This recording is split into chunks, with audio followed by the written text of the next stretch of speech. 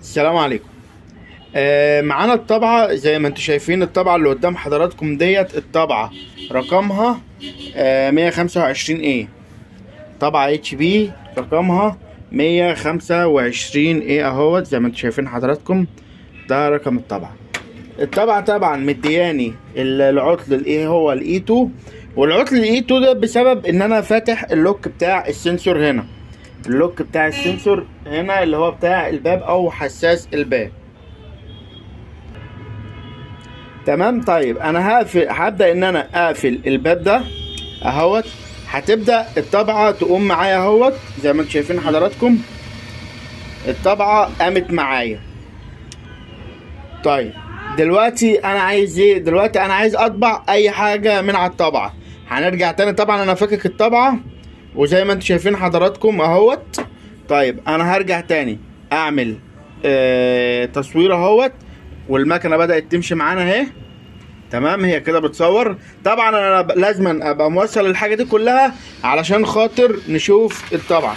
بدات تسحب الورقه، وجات الورقه عند مرحله معينه وبدات تحشر. الورقه حشرت فين؟ الورقه حشرت عند الحباره، وهنشوف مع بعضنا مكان الحشر دلوقتي اهوت. مكان الحشر اهوت يا جماعه زي ما انتم شايفين حضراتكم. ده مكان الحشر. طيب الحشر ده بسبب ايه؟ اول حاجه بشك فيها جراب سخان وبرشر.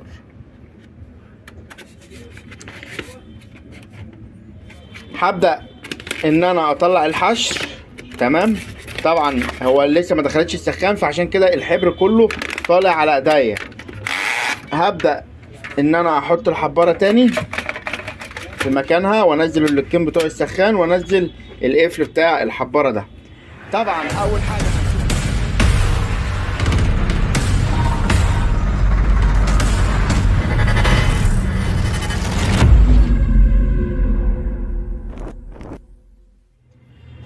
اول حاجه هتشك فيها حضرتك جراب السخان والبراشر. طب هتغير جراب السخان والبراشر وبرده نفس المشكله هتفضل قايمه، ونفس المشكله هتفضل موجوده.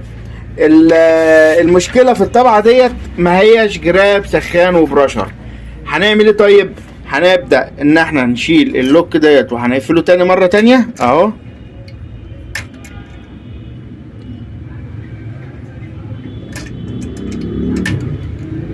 هنبدأ نقفل اللوك تاني ونبص هنا. شايفين الترس حضرتك اللي بيلف ده؟ ترس السخان ما بيلفش معانا. ترس السخان ما بيلفش معانا. الترس ده لوحده اللي بيلف اهو. مرة تانية اهو اهو. تبدأ الطبعة تقوم. ترس السخان ما بيلفش معانا. الترس التاني بس هو اللي بيلف ده لوحده. والترس التاني زي ما انتم شايفين المفروض القطعتين دولت بيدخلوا في بعض، دي ودول بيدخلوا في بعض، فبتبدا ان هي تشغل معايا الترس بتاع السخان.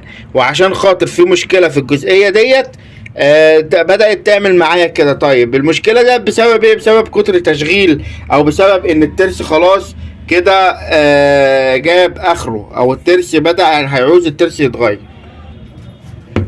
طيب هبدا ان انا اعمل ايه؟ هبدا ان انا هجيب المفك كده بالراحه كده من ورا من عند الترس كده، وهبدا ان انا ارجع الترس ده ايه في مكانه.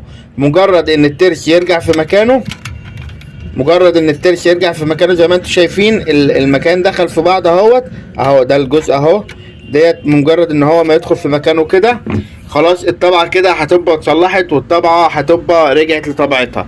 هنجرب تاني اهو. هشيل الجزء اللي انا قافل بيه السنسور وهقفله مره تانيه، ونبص هنا بقى التروس كلها اشتغلت بكفاءتها كامله اهو.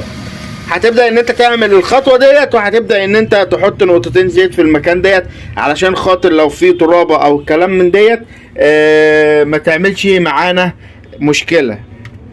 عشان خاطر الترابه ما تعملش معانا ايه مشكله بالنسبه للجزء بتاع الجزء بتاع السخان ده. دي كانت كل المشكله، يعني دي كانت كل المشكله اهوت. احنا فصلنا الطبعه وشغلناها تاني، والترس كده شغال بكفاءه الحمد لله، ما فيهوش اي مشكله. هبدا انا دلوقتي ايه؟ هبدا ان انا الطبعه تقوم معايا، وهبدا ان انا اصور ورقه تانيه ونشوف المشكله ديت هتفضل موجوده ولا المشكله كده هتروح ويبقى حلينا المشكله. هستنى بس لما الطبعه تديني ريدي.